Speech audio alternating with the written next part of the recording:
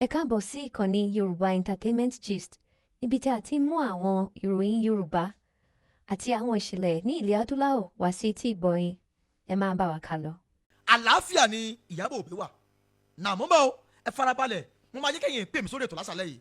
Ǹjẹ́ mọ̀ ẹ́ pé ní oṣù June ta lò tán yìí? Ǹjẹ́ mọ̀ ẹ́ pé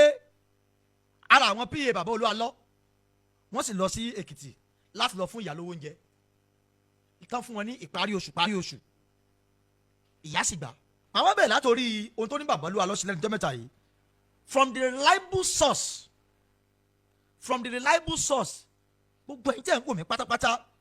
ohun tí Rótìmí Daniel sọ pé bàbá wòlíì Olúalọ́ fún òní lẹ́tà láti kóòtù ní Canada, mo láyọ̀ láti sọ fún yín pé irọ́ tó jìnnà sóòótọ́ ni. Ẹni kí Rótìmí Daniel mú ìwé yẹn jáde kó má fọ́ọ̀jì ẹ o, torí a ti mọ̀ ẹ́ pé ṣe ni má fọ́ọ̀jì ìwé, ó máa ń kírètì ìwé ń tiẹ̀ ni, ó máa ń múwèé alọ́kọ́ àtàìpù ẹ̀, torí pé inú òkùnkùn tó ń gbé ẹ̀mí òkùnkùn yẹn ń gbénú ẹ̀, ẹ̀mí ewu ìgbà kẹ́yìn yẹn ń gbénú ẹ̀. Kó má fọ́ọ̀jì ẹ o, ohun tí àwọn kóòtù ní Canada fún ẹjọ́ ẹni ká yóò rí kó fìrà yé, àkọ́kọ́ nìyẹn o. Ẹlẹ́ẹ̀kejì, tẹ́ bá rántí gbígbà tí mo sọ pé kí àwọn fámìlì ìyàwó Olúalọ́, ìyẹn fámìlì Ìyábọ̀ Òbí, kí wọ́n lọ rìpọ́ọ̀tù police station, lòun náà tó lẹ́fọ̀ọ́ láti máa sọ pé àwọn ọlọ́pàá kan ṣe kinní kan, ṣùgbọ́n mo láǹfọ̀ọ́ láti sọ fún lẹ́nìí pé kò sí ọlọ́pàá kankan Nàìjíríà tó pe bàbá wòlíì Olúalọ́ tó sà fún wọn lẹ́tà. From the reliable source, bàbá wòlíì Olúalọ́ ò sí Nàìjíríà,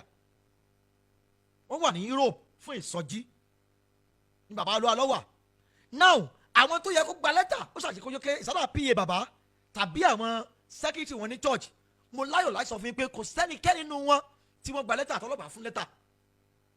Rótìmí Daniel, kí ló ní tó máa ń pa irọ́ gan tí wọ́n á kẹ́ jókòó social media wà á bẹ̀rẹ̀ sí kúkúrọ́ torí pé o fẹ́ káyé gbọ́ tiẹ̀,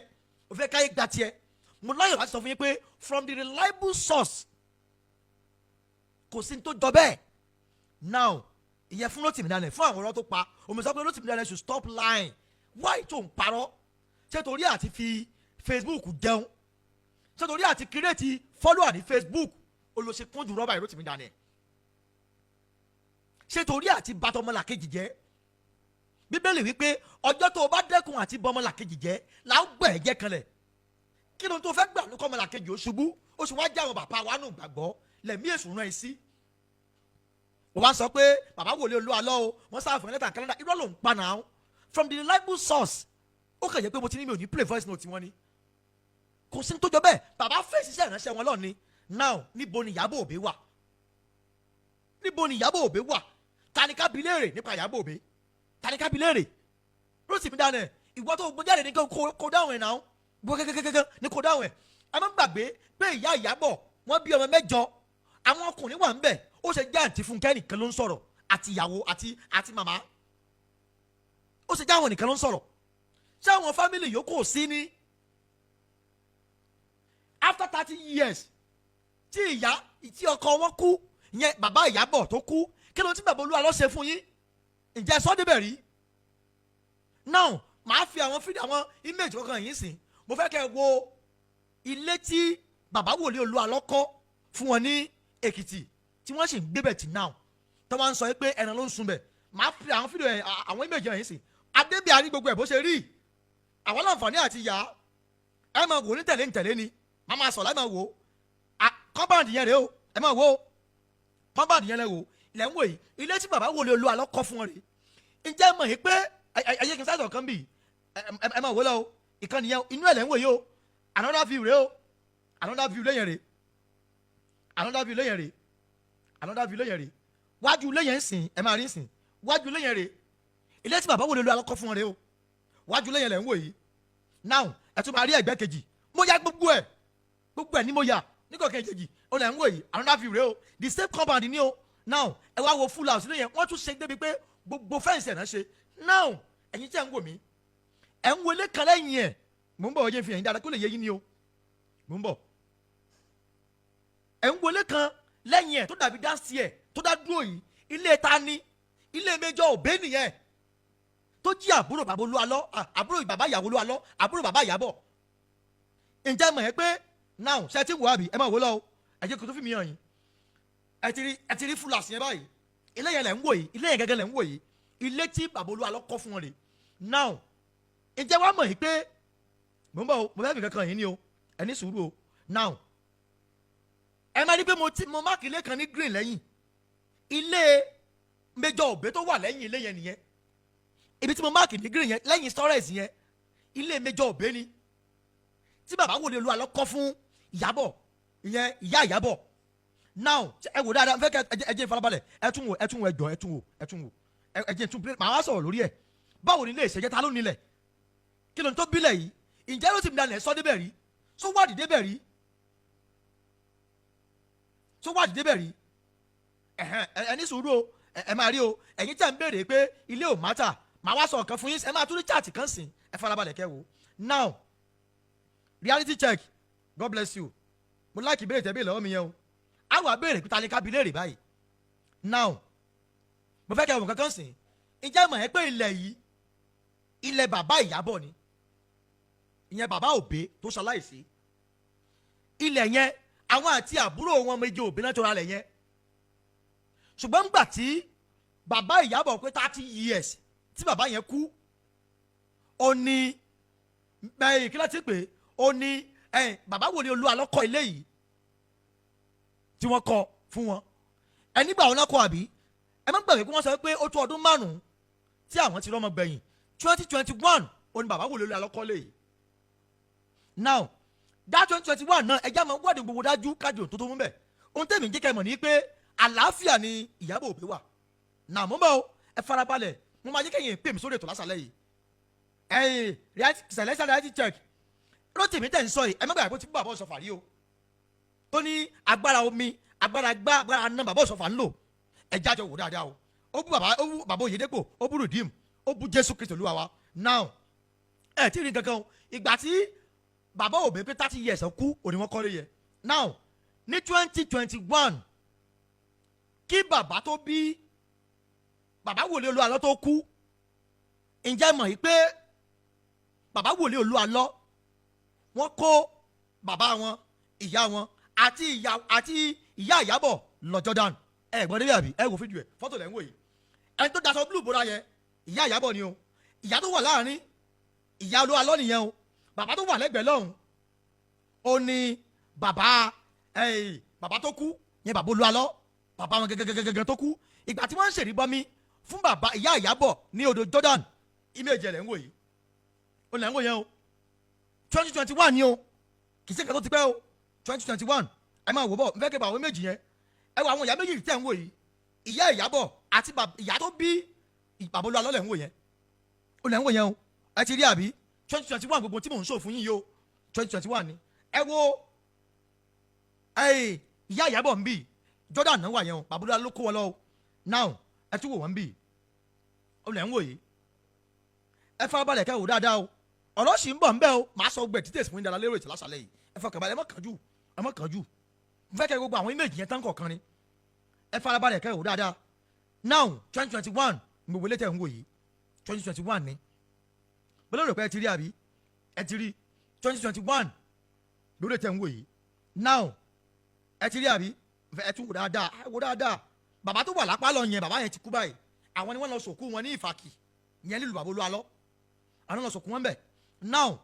gbàtọ́ kó wọn lọ Jordan nìyẹn grandmother ẹ̀ sọ pé àwọn ń wá ọmọ àwọn pé bàbá Wòlíì Olúwa lọ òkè àtẹ́ǹdì sáwọn ẹ jọ báwo náà ṣe mú wọn dé Jordan ǹjẹ́ mọ̀ yín pé ní tí mo ṣe ń bá yín sọ̀rọ̀ báyìí ẹ̀gbọ́n Ìyábọ̀ tó ń ṣiṣẹ́ ní Adánimógo TV Adánimógo FM lẹ́kọ̀ọ́ ǹjẹ́ mọ̀ yín pé arákùnrin yìí ó sì wà lọ́ndà rédíò yìí dọ̀la ó sì ń ṣiṣẹ́ mẹ́ ẹ jọ ṣé wọ́n lè máa wá àbúrò èèyàn kí ẹ̀gbọ́n má kó níléeṣẹ́ tó ti ṣiṣẹ́ ǹjẹ́ mọ̀ ẹ́ pé ẹ̀gbọ́n Ìyábọ̀ tó ń ṣe rédíò station yìí ó sì wà ń bẹ̀ títí mo ṣe máa ń sọ̀rọ̀ ìyẹn Ṣẹ́gun Òbé títí mi ṣe máa ń sọ̀rọ̀ báyìí ó sì wà ń bẹ̀ o ó wà ń bẹ̀ dọ̀là mẹ́wàá wà ń bẹ̀ dáadáa now ẹ tún wá gbélé yìí ẹ tún gbélé báyìí from the reliable source mi ò fẹ́ play first note ni ilé àtúnṣọ kì í yín o ǹjẹ́ mọ̀ ẹ́ pé ní oṣù June ta lò tán yìí ǹjẹ́ mọ̀ ẹ́ pé ara àwọn PA bàbá Olúwa lọ wọ́n sì lọ sí Èkìtì láti lọ fún ìyá lówó oúnjẹ tán fún wọn ní ìparí oṣù ìyá sì gbà lóṣù tó kọjá yìí oṣù June tá a lò tán yìí ǹjẹ́ mọ̀ pé bàbá Olúwa ló sì fún ìyá ìyàwó wọ́n rán wọn bí wọn lọ bẹ̀ láti lọ fún wọn ní owó oúnjẹ tán fún wọn lóṣooṣù wọ́n sì wẹ́kọ̀ mú wọn ilé tí wọ́n dẹ̀ ń gbé tí bàbá Olúwa ló kọ́ fún wọn ibẹ̀ náà ni wọ́n wà kódà ìgbà tó fẹ́ fún wọn lówó yìí tó fẹ́ fún wọn ní owó yìí kì í ṣe kódà wọ́n débẹ̀ wọ́n dẹ̀ transfer fún wọn mo dẹ̀ ní rìsíìtì ẹ̀ lọ́wọ́ now táwa ni ká béè lọ́wọ́ ẹ̀ pé níbo ni Ìyábọ̀ Òbí wà ta ni ká béè lọ́wọ́ ẹ̀ màá wá fi chat kan yìí sìn ẹnìkan bá mi chat ṣùgbọ́n mo mọ̀ pé chat yẹn ó ní ìtumọ̀ kan bì kan mo fẹ́ kẹ́ ẹ wò dáadáa ni o ẹ wò mẹ́sẹ̀gì yẹn báyìí ẹ máa wo bó la ṣe ṣe báyìí mo fẹ́ kẹ́ ẹ kà dáadáa ni o ẹ farabalẹ̀ ká ẹ máa wo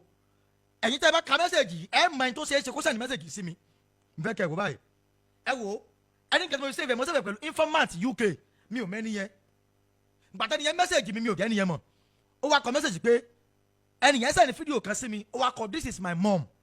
mo ní okay now mo ń bọ̀ bó la ṣe mọ súnmọ́kè díẹ̀ ẹ jẹ́ bàbá yín súnmọ́kè díẹ̀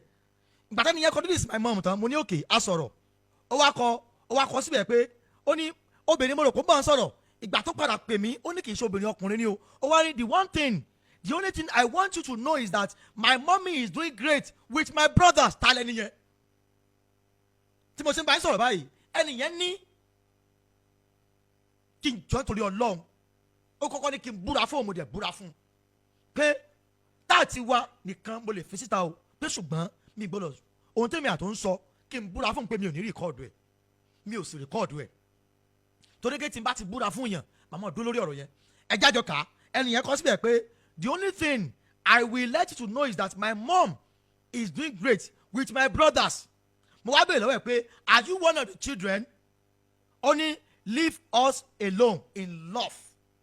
God bless you sir good night n tẹ́ ni yẹn kọ́ fún mi nìyẹn o láti jọ yẹn báyìí n tẹ́ ni yẹn kọ́ fún mi nìyẹn God bless you sir good night now ẹ tún kàlẹ́ ẹ̀kan sí o ó ní that is my mom ó send fídíò yẹn sí mi tán ó wá delete ẹ̀ ṣùgbọ́n gbà tó delete ẹ̀ ó wá kọ́kọ́ máa jẹ́ pé this is my mom ó wá kọ́kọ́ ẹ̀ pé the only one thing I will let you know is that my mommy is doing great and my brothers talent tó bá mi chat yẹn ẹ jáde òfòye gbé ṣé ká sọ pé kan lára àwọn ọmọ ni ṣé ẹ ti gbọ́ àbí chat yẹn nìyẹn o mo fẹ́ kẹ́ ẹ wò ni o mo lérò pé ẹ ti wò ẹ ṣáà rí abẹ́ rí now ẹ wá já bira wa léèrè níbo ni ìyàwó bàbá Olúwa ló wà ta ni ká bi léèrè ẹ̀yin ẹ̀gbọ́n yòókù ẹ̀já rántí ọ̀la ẹni tó bá mọ òtítọ́ kó sọ òtítọ́ ẹni tó bá mọ òtítọ́ kó sọ òtítọ́ ẹni tó bá dẹ̀ mọ irọ́ pàjẹ́ ó parọ́ gbogbo ẹni tẹ́ mọ́ sábà sọ̀rọ̀ wọ́n ti gbowó ni wọ́n ṣàwo ni èmi ò gbà kọ́bọ̀ lọ́wọ́ ẹnikẹ́ni ṣùgbọ́n kí ìkan lè dání. lórí ọ̀rọ̀ Prophet Sam Olúwalọ àti ìyàwó wọn náà la ṣe wà yín èèyàn MC White tú ọ̀pọ̀lọpọ̀ àṣírí nínú fọ́nrán yìí kódà wọ́n túṣu désàlẹ̀ kòkò ọ̀pọ̀lọpọ̀ àwọn àṣírí tí kò tẹ̀ hàn sẹ́nì kankan rárá tẹ́lẹ̀ bí ti ń wò mọ́ gbogbo ẹ̀ pátápátá MC White bẹ̀rẹ̀ sí ní ṣí lábala láwẹ́láwẹ́ ẹ súnmọ́ bí o ẹ tún wá fetí gbéyàwó ọ̀rọ̀ torí ọ̀rọ̀ Awíkoko ẹ̀yìn Rotimi Daniels gbogbo ẹ̀ pátápátá ni wọ́n yànnàná wọ́n ní Rotimi Daniels ń pa ọ̀pọ̀lọpọ̀ àwọn ọ̀rọ̀ o gbogbo ẹ̀ pátápátá lẹ́gbọ́ nínú fọ́nrán ilé tí ẹ fẹ́ wò yìí bẹ́ẹ̀ sì ni ọ̀rọ̀ ìyàwó Prophet Sam Olúwalọ gbogbo bí bàbá yìí ṣe ń fáwọn ìyá wọn lówó lóṣooṣù tí màmá yẹn sì ń gbà gbogbo àwọn family members tó kù gbogbo ẹ̀ pátá náà mẹ́nu bà náà fọ́nrán yẹn bá wọn nǹkan fìdílé tàbí kẹ́ fìdílé nǹkan kẹ́ farabalẹ̀ wàá gbọ́ kúlẹ̀kúlẹ̀ rẹ̀ bó ti ṣe jẹ́ gan ní pàtó ìkànnì Àdàbà tẹlifíṣàn ni wọ́n ń pè bí níbi tá ti mú wá fún yín àwọn ìròyìn yàjóyàjó ìròyìn ajá àbálẹ̀ lọ́dọ̀ tí wọ́n ń bí náà lẹ́tì máa láǹfààní láti gbọ́ àmọ́ fún gbẹ̀yànjú tó tẹ́pẹ́ ṣe ń darapọ̀ mọ́ wa ní tẹ́ ò tí follow wa àbẹ́ ò tí subscribe ẹ má gbàgbé láti bá ń tẹ follow button tàbí subscribe button tí ń bẹ nísàlẹ̀ fọ́nrán yìí àgọ́ kélébé kan náà bẹ́ẹ̀ notification bẹ́ẹ̀ ni wọ́n pè é òun gangan ní ọ̀mọ̀ta yín lólobó ní gbogbo àkúgbà tàbá ti ń ju fọ́nrán sórí ìlà yìí ó yá ẹ̀ sọ níbẹ̀. àbí tí mo sọ yẹn báyìí kí nǹkan lè da ó là wá wà fún. mo mọ̀ pé ńgbà tí bàbá Olúwa ló bá ti Europe dé ó ṣeé ṣe kí bàbá Olúwa ló padà sọ̀rọ̀ jáde ṣùgbọ́n mo tún wá ń ro ẹ̀yin fámìlì lẹ́ẹ̀kan sí i ẹ̀yin tẹ́ jẹ́ ìdílé bàbá wòlíì Olúwa lọ mo padà síbẹ̀ tó bá jẹ́ pé ẹ̀yin ẹ̀gbọ́n yòókù pàápàá ẹ̀gbọ́n Ìyábọ̀ tó ń ṣiṣẹ́ ní Adámimógo FM tó ń ṣiṣẹ́ ń bẹ̀ ó sì ń ṣiṣẹ́ ń bẹ̀ lọ́la kò kúrò ń bẹ̀ o kò kúrò ń bẹ̀ ẹ jọ ṣé wọ́n lè máa ṣé èèyàn lè fi àbúrò èèyàn ṣe ibi kéèyàn sì máa ṣiṣẹ́ ń bẹ̀ ẹ jọ sáwọn méjì ọjọ́ lògùn wà mú tòró tẹ̀ ń sọ ní pé wọ́n ṣògùn sí wọn ni wọ́n ṣe gbá ni wọ́n ṣàwo ni wọ́n ṣètò ọba sásì ni sáwọn méjì ọjọ́ lògùn mú sáwọn méjì ọjọ́ lògùn máa mú èmi wọ́n fẹ́ gbẹ ẹ̀yin fámìlì mọ̀ràn lásàlẹ̀ yìí àmọ́ ẹ̀ kó ṣeé ṣe kí ìjà wáyé láàrin bàbá wòlíì Olúwalọ àti ìyàwó wọn ṣùgbọ́n òtítọ́ oníkẹ́ ẹ̀já jọ sọ fúnra wa mo máa ṣe ojú òkú lẹ̀ kẹ́yìn yóò pè mí sórí ètò yìí lásàlẹ̀ yìí gbogbo tí mo gbé jáde yìí ẹnìkan lè sọ pé image kan la fẹ́ jẹ ok àjẹ́ image owó oṣù tán fún ìyá lóṣù tó kọjá ok àtúnjọ owó oṣù náà bí àjẹ́ owó oṣù náà àbátúfẹ́ àbíbó ni tẹ́ bá sì ní á post ẹ̀ receipt yẹn á tún post ẹ̀ àbí tí mo sọ yẹ yín sìn èmi ò ní kọ́ lọ́mọ mọ́ wọ̀ mọ́ ṣùgbọ́n ẹja gbọ́dọ̀ gbogbo dájú ká sì di òtítọ́ mú torí pé bíbélì kẹjọ yìí wá pé ìwọ yóò mọ òtítọ́ òtítọ́ yóò sì sọ́dọ̀ òmìnira ẹ jẹ́ ká di ní ti òtítọ́ mú ẹ mẹ́wàá torí pé afẹ́ni fọ́lùwà ẹ wá wò báyìí Mr. Rotimi Daniel gbogbo tó ń ṣe àákàn sọ̀rọ̀ tètè pásọ̀ kan lẹ́nìí pásọ̀ kan lọ́la ni ọmọ yẹn ti pè mí sórí ètò yìí ẹ pè mí live màá gbé fẹ́yìntẹ́ bá pè màá gbé 07031857277. hello ẹ káalẹ́ o ẹ káalẹ́ sà yes sir. orúkọ yín sà. orúkọ mi ni Pastor Lálẹ́yẹ Lúkù Abíọ́dún látẹ̀kọ́. ọ̀rọ̀ là ń sọ lórí ètò yìí. bàbá ọpọlọ yín ò ní dàrú lórúkọ Jésù. àmín Jésù Kristi. ẹ ti bẹ̀rẹ̀ iṣẹ́ yìí Ọlọ́run tó lè fún yín ṣe kò ní padà lẹ́yìn yín. àmín Jésù Kristi. ṣẹ́rí ibi tẹ́ ti báṣẹ́ yìí dé èmi gbàgbọ́ pé ẹ ti jẹ́ kí everybody ti mọ ibi tọ́rọ̀ yìí fi sí báyìí. ìyá gbowó oṣù lóṣù tó kọjá yìí. lágbà lọ́wọ́ Ọlọ́run. ṣé ẹ ti rí bẹ́ẹ̀ yẹn ọ̀rọ̀ ti fi rẹ̀ hàn kò nídìí kẹ́tí ẹ sọ̀rọ̀ mọ́ bẹ́ẹ̀ bá sọ̀rọ̀ lórí ọ̀rọ̀ yìí mọ́ ọ̀rọ̀ gan ti sọ rẹ̀ mi ò ní parọ́ tàn yín sà. ìyá ò ọmọ o mo lè fi gbogbo ẹnu sọ fún yín pé Rotimi Daniel pẹ̀lẹ́mi antichrist tó wà nínú ẹ̀ ló jẹ́ kan lọ báyà yẹn kan fẹ́ dì sí fi gbogbo àgbáńlá ayé ṣùgbọ́n Ọlọ́run tí ó kì í sí nínú òkùnkùn ó ti fi ìmọ́lẹ̀ ara ẹ̀ hàn báyìí torí pé ìmọ́lẹ̀ tó máa ń gbé òkùnkùn mi ni ó ní ìmọ́lẹ̀ náà mọ́lẹ̀ tó bẹ́ẹ̀ gẹ́ tí òkùnkùn kankan ò sì lè borí ẹ̀ ìmọ́lẹ̀ ó ti fi gbogbo ọ̀rọ̀ hàn mo dẹ̀ gbàdúrà fún yín pé bàbá gbogbo ibi tẹ́ ẹ bá dé láyé ojú ò ní tì yín lórúkọ Jésù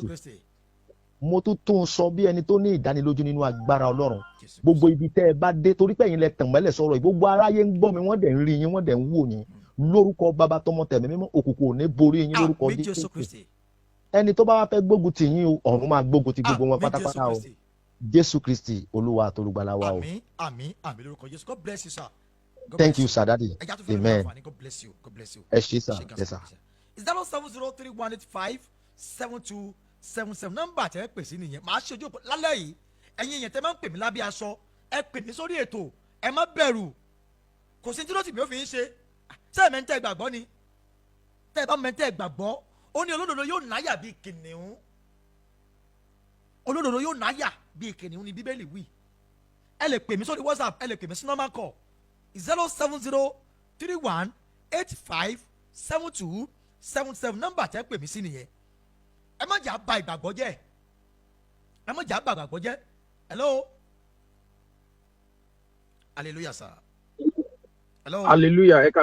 kálẹ́ sir ẹ kú ètò God bless you my brother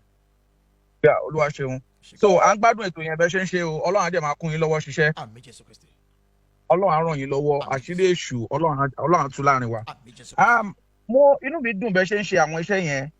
torí pé ẹ mú àwọn ẹ̀rí jáde ṣó ti yé bẹ́ẹ̀ ṣe ń fi picture màmá hàn wá ní 2021 ìgbà tó ń gbé wọn lọ Jerusalem tẹ́ ń fi picture ilé tí Pastor Olúwalọ kọ́ fún màmá ẹ jọ̀ọ́ ṣé a lè mọ ibi tí ìyàwó Olúalọ́ wà. now ṣé kí n wá ṣó ti yé yín. ṣé kí n wá dá yín lóhùn. bẹ́ẹ̀ni ṣé kí n dá yín lóhùn. ṣé ẹ bá bẹ̀rẹ̀ rèésì program dáadáa. bẹ́ẹ̀ni. now ṣé ẹ rántí interview tí mo ṣe fún màmá Ìyábọ̀. bẹ́ẹ̀ni. now ẹ má gbàgbé pé nígbà kan bàbá Olúalọ́ pé bàbá ìyá sọ wípé bàbá Olúalọ́ pé àwọn wípé màmá ẹ bá mi sọ fọmọ yín kó kó ọmọ wá fún mi mo fẹ́ rí àwọn ọmọ mi tí ò bá ṣe bẹ́ẹ̀ mi ò ní gbà wọ́n mọ́. ṣé ẹ rántí statement yẹn. bẹ́ẹ̀ni mo rántí. now láàárín yẹn kí ló wà láàárín wọn gẹ́gẹ́ bí ènìyàn yín náà jọ wò. anyway nǹkan tí mo fẹ́ try láti contribute ni pé gbogbo yín tẹ̀ ń ṣe iṣẹ́ lórí ọ̀rọ̀ yìí ohun tó jẹ́ public interest fún everybody gbogbo sọ̀rọ̀sọ̀rọ̀ lókè òkun àti ní Nàìjíríà tó ń dá sí ọ̀rọ̀ Pastor Olúalọ́ àti ìyàwó ẹ̀ wọ́n dá sí nítorí ọ̀rọ̀ kan nítorí abiamọ àti ìtara ènìyàn ṣó ti yé ọ̀pọ̀lọpọ̀ àwọn tó ń sọ̀rọ̀ kò sẹ́ni tó family Olúalọ́ kò dẹ̀ sẹ́ni tó mọ̀ ìyàwó ẹ̀ ṣó ti yé yín ẹ̀yin fúnra yín dẹ̀ ń sọ̀rọ̀ ọmọ sẹ̀lẹ̀ ní gbogbo èèyàn mọ̀ so bẹ́ẹ̀ ọ̀rọ̀ tẹ dá sí yín sìn ẹ dá sí nítorí pé ẹ fi concern lẹ ṣe dá sí so Rotimi Daniel gbogbo everybody tó ń sọ̀rọ̀ nípa ẹ̀ nítorí pé ìyá tó bí ọmọ tó jẹ́ abiamọ ó lóun ò rí ọmọ òun ò bá sọ̀rọ̀ ẹ lè blame ìyá àjẹ lè tako ìyá ò ní dementia kì í ṣe pé ó dàgbà pé orí ẹ̀ ò pé kì í ṣe pé ó ṣàìsàn ó lè sọ̀rọ̀ tó bá wọn Pastor Olúalọ́ kó kọ́lé fún l'Abuja kó kọ́lé ní Lekki Èkó Atlantic kò tó pé ọmọ mi dà mo fẹ́ rọ́mọ mi mo fẹ́ gbóhùn ẹ̀ ìyẹn ni simple ẹ má ṣe rí àwọn picture tẹ fi hàn wá yẹn ó ṣòpẹ́ ṣe investigation lẹ́ close mọ́ àwọn 1 or 2 maybe family lẹ́ ṣe ń get àwọn update yẹn but yìí tó máa jẹ́ pàtàkì tí gbogbo èèyàn tó ń gbọ́ yín máa fi sọ pé ẹ káàrí ẹ kú iṣẹ́ kí ló máa take ìyàwó Olúalọ́ tó bá wà láyé tó jẹ́ wà healthy láti bó jẹ́ voice note lásán sí ìyẹ́ ẹ̀ tó bá tiẹ̀ bẹ́ anybody sọ̀rọ̀. reality. Yes sir. ṣé ń gbọ́ mi ẹ rí chat kan tí mo play fún tí mo show fún yín sìn. Chat yẹn kò show pé ọmọ Olúalọ́ nìyẹn. God bless you. Chat anybody lè chat ní kó send the message yẹn that doesn't justify that ọmọ ẹ̀ nìyẹn. nǹkan tẹ̀mí kan rò láàrin yẹn ni wípé gẹ́gẹ́ bí òye tèmi àti gbogbo àwọn ìwádìí tá a ṣe ni wípé ìyàwó bàbá wòlíì Olúalọ́ àtàwọn ọmọ wọn wà lálàáfíà ẹ kọ́kọ́ dìyẹn mú. tó bá wà lálàáfíà kí ló máa tẹ̀kì woman yẹn kó má bá ìyá tó bí lọ́mọ abiyamọ kó má bá sọ̀rọ̀ tó ti yẹn tó bá tẹ̀ jẹ́ pé kò fẹ́ bá sọ̀rọ̀ kan sọ̀rọ̀ á pè ìyá ẹ̀ á bá ìyá ẹ̀ sọ̀rọ̀. ní fámìlì wọn gan awádìí débi pé ẹ jọ kí ni social handle Ìyábọ̀ wọ́n jẹ́ kó yé wa pé ó jẹ́ èèyàn láti kékeré tó yẹ pé yes kò ní interest social media. àwa ni kí ló ń sọ̀rọ̀. ẹsà ìyẹn mi lè gbà yẹn ẹ mọ nǹkan tó ṣẹlẹ̀ ni pé tí ò bá bá anybody sọ̀rọ̀ láyé yìí ìyá tó bí a bá sọ̀rọ̀ àbí ọ̀kan lára àwọn brother àti a bá wọn bó tẹ̀ jẹ́ voice note ló máa send kí ló ṣẹlẹ̀ gan ṣé Pastor Olúalọ́ jẹ́ kí ìwọ̀n àbó jẹ́ ìwọ̀n tó fẹ́ pàjẹ́ tó máa fi ní kó má jáde àbí kó má bá yàn sọ̀rọ̀ kò yẹ yín awuyewuye tó wà lórí kéèsì yóò ti pọ̀ jù tí woman yẹn bá wà healthy tóun gbọ́ bá fẹ́ mental health ìyá tó bí tóun náà dẹ̀ fẹ́ dàgbà tó fẹ́ jẹun ọmọ tí ò fẹ́ dààmú lórí ọmọ ìyá yẹn ti dààmú lórí ọmọ Pastor Olúalọ́ ò bá kọ́ ilé sí London fún ìyá ẹ̀ kò tó pé ọmọ mi dà ọmọ ọlọ́mọ jẹ́ so gbogbo ọkọlé wọn ṣò garage wọn ṣò Jerusalem yín òun kò kan lọ́hùn ibi tọ́mọ wà ló má tà Pastor Olúalọ́ bímọ òun náà jẹ́ máa jèrè ọmọ ẹ̀ so ohun tí ìyá yẹn fẹ́ ni pé kọ́mọ mi pè mí kó bá mi kò sí gbogbo sọ̀rọ̀sọ̀rọ̀ kan tó ṣe iṣẹ́ lórí iṣẹ́ yìí tí anybody bá fẹ́ ka yìn wọ́n pé ẹ ṣe ẹ kú iṣẹ́ ẹ jẹ́ kí ìyàwó Pastor Olúalọ́ kó bá ìyá ẹ̀ àbí ọ̀kan lára àwọn fámìlì ẹ̀ kó bá wọn sọ̀rọ̀ pé mo wà lálàáfíà o mi ò fẹ́ dá sí social media o ẹ fi mí lẹ̀ ẹ yé drag mi simple as ebi tí wọ́n ń pààyàn sí yẹn náà nígbà tí yẹn ò jẹ̀ jáde tí gbogbo èèyàn bọ́ sórí line tọ́kàn ṣe defence everybody ń ṣe attack wọ́n ṣe the Pastor Olúalọ́ ìránṣẹ́ Ọlọ́run ìránṣẹ́ Ọlọ́run àmọ́ ìránṣẹ́ Ọlọ́run nínú Bíbélì àmọ́ ìránṣẹ́ Ọlọ́run everywhere èmi ò dá wọn lẹ́bi o mi ò jẹ̀ dá èmi ìsín mẹ́ngbà tó Ọlọ́run pé Pastor Olúalọ́ kò sẹ́ni tó Ọlọ́run ló pe olúkálukú lọ́tọ̀ọ̀tọ̀ bẹ́ẹ̀ tó ń tí gbogbo èèyàn sọ ni pé ẹ jọ̀ọ́ arábìnrin ẹ̀ ń bo ló wà ẹ sọ̀rọ̀ ẹ lọ́lọ́run ní kẹ́ máa sọ̀rọ̀ àwọn èèyàn dẹ̀ ń dá sí ìyá tó dẹ̀ ní ọmọ fún ara rẹ̀ ìyá ń jáde pé òun ò rọ́mọ láti oyè ọdún báyìí ẹni brother ẹ̀kan web sister ẹ̀kan gbogbo yẹn ò kan public ohun tó kan public ni pé níbo ni woman yìí wà well àdúrà wa ni pé kọ́lọ́run jẹ́ kó wà lálàáfíà. Celestial reality check ṣé ń gbọ́ mi mo ti sọ̀rọ̀ kan lórí ètò yìí rí lórí ọ̀rọ̀ tá à ń sọ yìí wípé kí àwọn family ìyá Ìyábọ̀ ìyẹn family Òbé kí wọ́n lọ sí state headquarter lẹ́kìtì kí wọ́n lọ report gbogbo àwọn kò sẹ́ni tó ga jòfin lọ láyé kò sẹ́ni náà lábẹ́ ọ̀run tó ga jòfin lọ nígbà ayé Timothy Adékòkè nílùú Ifẹ̀ àti social media Oríyọmí Hamzat àti àwọn ọlọ́pàá ẹni kó jẹ́ kíṣà yẹn easy àti sábàkàn tiẹ̀. because àwọn ẹbí Timothy jáde wọ́n ké gbàǹjarè gbogbo ọ̀jẹ̀ ló pariwo síta but nísìnyí wọ́n fi ìyá yẹn nìkan lẹ̀ ìyá yẹn nìkan là ń gbóhùn ẹ̀ olùkọ́ ló ń grant. àti Fúnkẹ́ nìkan ló sọ̀rọ̀. ṣé àwọn ọmọ tó kùn fẹ́ jáde sọ̀rọ̀ ni ṣé wọ́n rí sísá wọn ni àbí nǹkan kan wrong tó bá jẹ́ pé ara ìyá ò yá tí ìyá bá ní dementia káwọn ọmọ ẹ̀ jáde kọ́ sọ fún apára àwọn ìyá wọn ò yá o pé yàbá ló ti sá kúrò ká lè mọ̀ pé yàbá ló ti sá kúrò ẹ̀ jáde gbogbo yín dákẹ́ owó tó ènìyàn ni owó lè tó yàn náà owó tó yàn. ohun tí mo sọ lórí ètò ni pé tí wọn bá ti jáde kí wọn lọ report police station aníjọba Nàìjíríà wọn á dẹ̀ invite bàbá wò lólu alẹ́ òkè ọmọ tó mú travel bí olùgbòrò ẹ̀ sí ṣe pé ìyẹn easy báyẹn ariwo yẹn á reduce because nǹkan tó ń dùn èmi jù láyé òní wípé ọ̀rọ̀ yìí ti ń tabára lé ó ń tabára oko ó ta rárá ó ta lọ́dọ̀ bàbá wòlíì o ó ta lọ́dọ̀ bàbá ọ̀ṣọ́fà ó ta rárá ó ta lọ́dọ̀ anybody pé gbogbo àwọn pastor gbogbo àwọn wòlíì wọn bàbá wa their scam. no ẹ concentrate lórí focus nǹkan tẹ̀ ẹ̀ handle nǹkan tá a bá dé bẹ̀rẹ̀ ẹ máa gbọ́ ẹ ní sùúrù nǹkan tá a bá dé tẹ́ bá wọ program lánàá mo ti treat yẹn lánàá tí mi ò bá ní information lẹ́nìí lórí ọ̀rọ̀ bàbá olúwa lọ́yìn mo ti sọ pé ó dìgbà tí mo sọ àwọn èèyàn nígbà tí mo ṣe program last week pé the more tí n bá ṣe ń gbọ́ update títí tá a fi máa rí ìyàbọ̀ olúwa lọ ni màá máa ṣe kíni ni màá máa fún wa ní update. ẹ jẹ́ kí n fún yín ní instances kan ṣe rántí kéèsì ọmọ Jùmọ̀kẹ́ George Ọlájùmọ̀kẹ́ George tí ìyá sọ pé òun ò rí ọmọ òun láti bí ọdún 4 àbí bẹ́ẹ̀ kọ́ ṣe mọ̀ pé ọ̀sẹ̀ yẹn la contact la bẹ̀rẹ̀ sí ń bá ọmọ Mali tí ọmọ wà bí ọmọ ò ṣe sí lórí WhatsApp kò sí lórí Facebook kò sí lórí social media kankan but àwa ọmọ yẹn jáde wọ́n dẹ̀ lọ gbé àwọn èèyàn lọ kò síbi tíyàwó Pastor Olúwalọ lè wà ní abẹ́ ọ̀run ní ayé yìí tí ọmọ Nàìjíríà ò sí ń bẹ̀ kò dẹ̀ sí ibi tí ìyàwó Olúwalọ wà ní ayé yìí kó má sí lórí social media ẹnìkan tàbí méjì wọ́n á dá mọ̀ tàbí kán dá ọmọ ẹ̀ mọ̀ àbí church tó ń lọ kí wọ́n mọ̀ pé ọmọ pastor so wọ́n lè sọ pé àwọn yẹn ò sí lórí social media ṣé bí àwọn èèyàn tó wo fídíò tí Dr. Biola ṣe fún ìyá Ọlájùmọ̀kẹ́ George àwọn ni wọ́n lọ fi hàn ọmọ ẹ̀ pé Biola ìyá ẹ̀ ló ń wá ẹ lọ́dún 4 ò bá yẹ ẹ sọ̀rọ̀ ṣó ti yẹ yín ó dẹ̀ padà wá sílé so eléyìí ń sìn bó ṣe ń di pé à ń paláró ó ń lọ́wẹ́nú ó bí ìfúnra. ó lè mí ṣe ń bẹ àwọn ìdílé Òbé ìyẹn ìdílé Ìyábọ̀ Òbé wípé kí wọ́n jọ̀ọ́ àwọn tó bá ń bá ọmọ yẹn sọ̀rọ̀ nù wọn kàn jẹ́ ká mọ̀ tó bá dẹ̀ jẹ́ pé wọn. ọmọ yẹn wúlò fún wọn tó bá wúlò fún wọn wọn á jáde kò wúlò fún wọn tó àtúkú àtàjì ẹ kò sún wọn fún wọn tó bá sún wọn fún wọn tó bá kà á sí ilé èèyàn ajá àgbọ̀n sọ ẹ fi yáyín nìkan lẹ̀ ẹ fi yáyín nìkan lẹ̀ yáyín nìkan dá pariwo. bọ́ ti tèmi ni pé ibi tọ́rọ̀ yẹn ń lọ dé yìí kò sẹ́ni tó lè sọ pé Pastor Olúwalọ ọwọ́ ẹ̀ mọ́ àbọ̀wọ́ ẹ̀ ò mọ́ àjẹ́ lè gba ọ̀rọ̀ ẹ̀ gbọ́ against ìyá tó bí ọmọ fúnra rẹ̀ kò sí ọba onídàájọ́ yẹn tó lè sọ̀kalẹ̀ látọ̀run wá dá ẹjọ́ yẹn pé ìyá arúgbó tó fi wú sọ pé òun wá ọmọ o irọ́ ló ń pa Pastor Olúwalọ ló wà lórí ìtọ́ kò sí ẹni tó lè ṣe ìdájọ́ yẹn pé abiyamọ tó bí ọmọ yẹn parọ́ pé òun ò rọ́mọ ìyẹn kò possible so ọ̀rọ̀ ẹ̀ Pastor Olúwalọ ẹ jẹ́ kó máa bẹ Ọlọ́run káwa náà jẹ́ bàbá Ọlọ́run kí ìyàwó àtàwọn ọmọ ẹ̀ kí gbogbo wọn wà lálàáfíà tí ìyàwó ẹ̀ bá dẹ̀ papòdà tí ò sí láyé kò ń ṣe nǹkan tó difficult náà ẹ jẹ́ jáde ẹ sọ evidence máa wà death certificate and all that ààrẹ òyà ni ó sì kí nǹkan báyìí ló ṣe wọn ṣáà lè sọ pé wọ́n ló mọ̀ bẹ̀ sí lọ́rùn but eléyìí tó ń di pé ẹ̀mí mọ́ ní kí n má sọ̀rọ̀ ẹ̀mí mọ́ ṣe máa ní kó má sọ̀rọ̀ tó bá yẹ pé ìlú tó lọ́ba tó níjòyè ní táwọn òbí ẹ̀ àtàwọn ẹbí ẹ̀ tó máa lọ sí police ọlọ́pàá ò ti ní gbé Pastor Olúwalọ wọ́n ti seize passport rẹ̀ wọ́n á ti jẹ́wọ́ ibi tó ọmọ wà. ṣẹ́rí nǹkan ò ní ṣe yí ohun tẹ̀mí gangan sọ látijọ́ nìyẹn pé yes kí wọ́n lọ report tó bá report even paper lè gbé tí pépà bá gbé tí pépà tí newspaper bá gbé even kọ́má lè hand over lé bàbá Olúwalọ lọ́wọ́ tí pépà bá gbé pé Prophet Olúwalọ kìnìkan o ṣẹ́yà Èkìtì o mọ̀ pé á kàn wọ́n lára á wà bẹ̀rẹ̀ sí mọ òtítọ́ but àwọn family nígbà tí mi àti nìkan sọ̀rọ̀ mo ní wà ìtẹ́ lọ sí station aláwọ̀ fẹ́ lọ police station ẹ̀gbẹ́ ìkan tó wà ń bàdàn ló sọ bẹ́ẹ̀ fún mi mo ní àǹtí wà ìtẹ́ lọ police station ẹ jẹ́ lọ report to station tẹ́ bá report wọn competition aláwọ̀ fẹ́ lọ station pé àwọn bílíìfù pé social media máa solve ẹ̀ mo wá ní kò ní solve ẹ̀. social media ò lè ṣèdájọ́ fún anybody kò sẹ́ni tí social media lè ṣèdájọ́ fún ariwo lákọ̀ máa pa ariwo ni gbogbo máa pa lórí social media ibi tí ìdájọ́ wà process ni alàgbà Rotimi àbí kí ló ń jẹ́ Rotimi Daniel ó yẹ kóun náà ti mọ àwọn advice tóun lè fún àwọn family tó ti eyín ó yẹ kó mọ advice tóun lè fún wọn ohun tó yẹ kó sọ fún wọn ìgbésẹ̀ tó yẹ kó ń gbé ó ń ṣe pé ká kàn pariwo lórí social media ẹ wo gba tí ọmọ yìí sọnù kí ọmọ lásùn tí gbogbo wa ń wá nígbà tọmọ yẹn sọnù ṣé àwọn ẹbí ẹ ò ti lọ rìpọ́ọ̀tù ní police station ni wọ́n rìpọ́ọ̀tù náà. ó dẹ̀ help investigation yẹn. ibẹ̀ yẹn ló ṣẹ̀ṣẹ̀ ti lè kan social media kì í ṣe ọ̀rọ̀ tẹ́ ẹ̀ tí ì sọ fáwọn ọlọ́pàá táwọn ọlọ́pàá ò ti ẹ̀ ní report kódà àwọn ọlọ́pàá already àti ṣe nǹkan kan tí social media fi bẹ̀rẹ̀ sí ń dá sí tí Oríyọmí Hamzat fi dá sí tí Ìyá Alájẹ fi dá sí dídá sí tí gbogbo wọn dá sí òun ló pressurize àwọn ọlọ́pàá láti ṣe nǹkan but ẹjọ́ ò tí ì dé ẹ̀dọ̀ ọlọ́pàá orí social media ló wà kò sí ìdájọ́ ta fẹ́ dá kò sẹ́nìbọ̀dì tó jẹ́ authority lórí social media a kàn máa pariwo ń bẹ̀ ni ọ̀ǹtí tí wọ́n bá lọ sẹ́dọ̀ àwọn ọlọ́pàá lọ ṣe nǹkan ẹ kú iṣẹ́ ẹ kú ètò ẹ máa bẹ́ẹ̀ tó la wà pẹ̀lú yín ẹ ṣe. God bless you.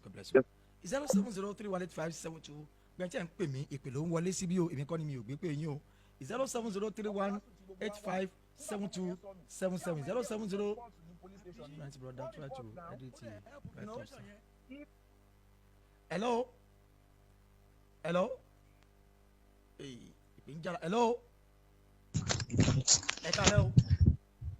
Ẹ kálẹ́ sà ẹ kú ètò. Ẹ ṣe kan ní sàrúkọ ní sà. Adé ló ń sọ̀rọ̀. Yes, eléyìí tí mi kàn fẹ́ dá sí mi gbogbo ẹ̀ ni pé lóòótọ́ eléyìí tí mi bá lẹ̀ pé last month pé ìyá yẹn gbà èmi rí kíní pé gẹ́gẹ́ bí òye ti tèmi tí arábìnrin bá sọnù lóòótọ́ àti lódodo ó máa ká wọn lára ìyá ọ̀dẹ̀ nígbà owó mọ̀ nígbà tí bóyá fámìlì wọn kan tó di adánimógo ní Èkó níbẹ̀ yẹn definitely níwòye tèmi àyìn tí yẹn ò sọ dànù do bóyá wọn lè fẹ́ bà bàbá lórúkọ jẹ́ ni èmi ò ṣàmọ̀ yẹn but tí kinní bá ń lọ bẹ́lẹ̀ ìyàwó gangan fúnra rẹ̀ ó yẹ kó jáde síta tó bá jẹ́ pé kò ẹ̀hẹ́n kóun fúnra rẹ̀ sọ̀rọ̀ pé mi ní o kò sí bí ìjà ṣe lè wà láàrin ọkọ àti ìyàwó kí ọ̀rọ̀ yẹn kó escalate tútó yẹn kí ìyàwó má jáde síta kó má sọ̀rọ̀ kó dẹ̀ pé àwọn méjì pé náà rí bá sọ̀rọ̀ nù wọn ó yẹ kán gbé ìgbésẹ̀ tó tó àti tó yẹ ká lè mú tọ̀rọ̀ because gbogbo Rótìmí Daniel gbogbo àwọn pásọ̀ ló ti kó papọ̀ nǹkan tọ̀rọ̀ ẹ̀dẹ̀ máa dárí lórí ni wọ́n bá ilé sùn wọ́n bá gbá sùn wọ́n bá àwo sùn ohun tó máa bí mi nínú ọ̀rọ̀ ni pé àwọn tán wá bá sùn yẹn wàá kọ́va ojú wọn because èmi ò bìlífù náà ọ̀rọ̀ ẹ̀ mọ́ tóbi tí èmi ò bìlífù náà ọ̀rọ̀ máa yẹn mọ́ because kò sí program tó gbé jáde wọ́n bá yàn sùn wọ́n ṣé bẹ́ẹ̀ làwọn obìnrin yẹn náà ṣe useless tó ni ṣé bẹ́ẹ̀ náà ṣe useless tó yẹ pé àwọn nìkan náà rí báṣù káàkiri láti gbà tí pásítọ̀ ti bá wọn sùn kò sẹ́ni bọ́dì tó bá wọn sùn mọ́ ṣùgbọ́n torí pé ẹ rí pé ìránṣẹ́ Ọlọ́run nílé òun lè fi ń gbẹ́ ìdí ẹ̀ tó dẹ̀ kó lè rí bẹ́ẹ̀ bó a lè káyé gba àwọn tí máa tó ti gbé ṣèpè Adébóyè ò gbé ṣèpè ó dẹ̀ bàbá yẹn dàgbà tó yẹn ó sì ń ka Bible without glass wo ò tí ì tó lọ́jọ́ orí. ọmọdún mélòó ni Rótìmí àmì tó ló kó ṣe dreadlock. àbí o ò tí ì tó lọ́jọ́ orí o lè tó dá sí mẹ́ta nígbà tó a ti máa fọ̀ pátì bàbá yẹn sì ń rìn ó sì ń yan ó dẹ̀ ń ka bẹ́ẹ̀lì without using glass ó bẹ̀rẹ̀ sí nígbà àwọn bàbá yẹn òun gbé wọn ṣèpè ó dẹ̀ fẹ́ dàgbà. tọ́ máa ní kán wà dóò fúnra rẹ̀ ṣé òun náà níyàwó sílé ṣé òun náà ṣé bẹ́ẹ̀jì ni òun fúnra rẹ̀ àbí ṣé òun fúnra rẹ̀ ẹni tó disbẹ́jì ṣé òun ló gbé sílé sósà kọ́lọ́run kó ṣàánú kí àwọn fámìlì ẹ̀ kan jáde síta gbogbo àwọn yẹn kan jáde síta ọmọ wa ọ̀sọ́dànù ṣèbí kan náà ilé iṣẹ́ sọ pé ó sọ̀rọ̀ bóyá nǹkan láwọn ọmọ ẹni pé ìyá ń wà láàláìfù ó wà ní àláìfù tó ń gbádùn ok àwọn tó sọ̀rọ̀ pé Olúwa lọ dé France torí mò ń fọ́lọ̀ program yẹn pé Olúwa lọ France ó kọlẹ̀kùn wọn jẹ́ kí bàbá wọlé wọn jẹ́ kó wọlé tó èwo la fẹ́ gbàgbọ́ náà rẹ̀ ẹ̀ẹ́dẹ̀ jáde síta ó dẹ̀ ń bàbá lórúkọ jẹ́ bàbá náà káwọn náà kó jáde síta kan sọ̀rọ̀ báyìí ẹni ok ẹni pé kókó ọmọ wa ó ṣàníkan tí ìṣẹ̀lẹ̀ máa ṣẹlẹ̀ kó tó di pé ó sọ pé kókó ọmọ fún un ó ṣàníkan tó máa ṣẹlẹ̀ láàrin wọn so kán máa lọ rò pé bóyá ìjà tó ti wá ṣẹlẹ̀ pé kán wá rò pé the next thing bóyá tí bàbá wa kú kán ṣàṣedé láti rí ẹ̀yìn kí family wọn jáde síta kí arábìnrin náà kó jáde síta kó náà wá sọ̀rọ̀ so kí gbogbo nǹkan tó ń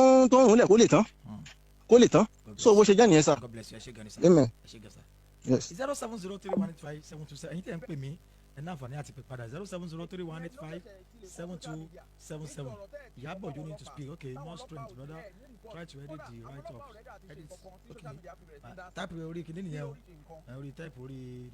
yẹlẹyẹ 07031857277 nọ́mbà tẹ́ pè sí nìyẹn 07031857277 gbẹ́ntẹ́ ti pè mí pátá ẹ tún mi pè ìpè yẹn ti pọ̀ ń bì yìí ìyẹn pọ̀ ń bì èwo láwàá pè báyìí èwo lágbè ń bẹ̀ báyìí 07031857277 nọ́mbà tẹ́ náà fà ní àti pè mí sí nìyẹn 07031857277 oníṣẹ́bẹ̀ tẹ́ ti gbọ́ lélẹ̀ láṣálẹ̀ yìí fẹ́kẹ́ yóò sọ̀rọ̀ sóun tàn bí ẹ̀wò láṣálẹ̀ yìí ẹ jọ̀ọ́ ibo ni Ìyábọ̀ Òbí wà gangan Mr. Rótìmí ṣiṣẹ́ ẹ̀ débi yẹ kó ṣiṣẹ́ dé mọ́kàn máa mú òbí lóbìí mọ́ mọ́ àìnámọ́jò kó kàn bẹ̀rẹ̀ sí sọ̀rọ̀ sáwọn tí ò yẹ kó sọ̀rọ̀ sí tí ò yẹ kó rí bẹ́ẹ̀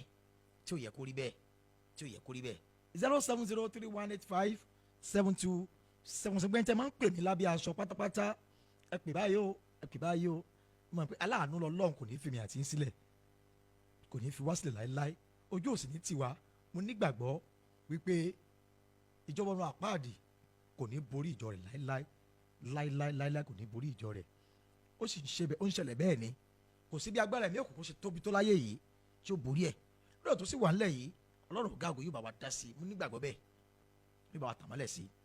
i 07031857277 nọ́mbà tẹ́ pè mí sí nìyẹn àwọn ará bí mo mọ̀ pé ńgbà tó bá sọ̀rọ̀ lábàá á tún bẹ̀rẹ̀ sí ní oríṣiríṣi èpè tẹ́ẹ̀tù máa ń ṣẹ́ torí ẹ láìkè èpè dáadáa Ìyábọ̀ need to speak to her family okay good àrí bẹ́ẹ̀ bàbá Narrowway olùṣọ́ àgùntàn Narrowway mo kí yẹn ẹ kú àsìkò yìí o ẹ kú àsìkò yìí sà olùṣọ́ àgùntàn Narrowway láti ilé àwọn olùṣọ́ àgùntàn gidi tá a mọ̀ nílé yìí tá a mọ̀ nílé yìí tí kì í ṣe pé àwọn olùṣọ́ àgùntàn bẹ́ẹ̀ àmọ́ àwọn olùṣọ́ àgùntàn ẹ jẹ́ mi fàṣẹ kí bàbá wa olùṣọ́ àgùntàn Solomon Akínṣọlá tí wọ́n tún sọjọ́ ìbí lé ní àwọn olùṣọ́ àgùntàn tòótọ́ lé léyìí bó bá tún wù yín ẹni mi ò sọ́dà ẹtún mi ò sọ́dà ẹni mi ò sọ́dà ẹtún mi pè é sẹ́ ẹ̀mí ìbíbú ẹ̀ lọ́wọ́ ìpè wo ló ń jápè mọ́ra wọn bí kì í jára wọn kì í ṣèmi ni mò ń jápè o ọ̀rọ̀ tí mò ń bá bọ̀ nílé yìí ẹjẹ́ àjọ gbà yìí pé ilé ayé tá a wà yìí òtítọ́ ló yẹ ká gbé lọ́wọ́ gbogbo tá a bá sì ṣe pátápátá ẹjẹ́ máa ṣèwádìí àwọn onígbàgbọ́ wà ẹ̀yin tẹ́ ẹ sì ń wá wòlíì kiri ohun tẹ́ ẹ bá ti rí ń bẹ̀ ní kẹ́ ẹ fojú dà ìwọ́n tó nígbàgbọ́ nu Jésù tó gbàgbọ́ irú yín Rótìmí Daniel ló fi yín ṣe topic lórí program gbàtẹ́ mẹ́ntẹ́ gbàgbọ́ ṣùgbọ́n tẹ́ bá mẹ́ntẹ́ gbàgbọ́ ni ẹ̀yin ìdílé Ìyábọ̀ Òbé màá tún gbà yín mọ̀ lẹ́ẹ̀kan sí ẹ lọ police station ẹ lọ wádìí ẹ lọ report ọmọ ẹni ò ní sọnù kó mọ̀ kání lára ọmọ là ń sọ̀rọ̀ ń pa ẹ̀ náà ọmọ là ń sọ̀rọ̀ ń pa ẹ̀ tẹ́ bá report things will change á dẹ̀ mọ̀ bí tọ́lọ̀ tí wọ́n wá á mọ̀ bẹ́ẹ̀ no matter what 07031857277 kéèmí tó mọ̀ lọ láṣàlẹ̀ yìí ẹ̀yin tẹ́ fẹ́ tẹ̀ ń pè mí padà báyìí ẹ pè mí o ìpè ń já èmi kọ́ ni mò ń já ń bí o ẹlòmíà ni ẹni tí wọ́n ṣe fẹ́ gbé pé wa ni kìnìkan ìgbà wo mò ń gbé o kódà kó jí àwọn fàájà lọ́tọ́ ń pera wọn yìí kó jí àwọn ganan tó fẹ́ pè mò ń gbé gbàtí mi ò nẹ́ bọ́dálù tí mi ò sì gbowó àbí kó jí àwọn fàájà nọ́nsẹ̀nsì náà ni a ó gbé àwọn fàájà tó ń fa arọ́jà tó láwọn fa nǹkan já tó ló ń fàájà ẹ̀yin ẹ̀mí ẹ̀ wígbà kẹ́yìn lásánlàsàn yìí ẹ já sọ yàrá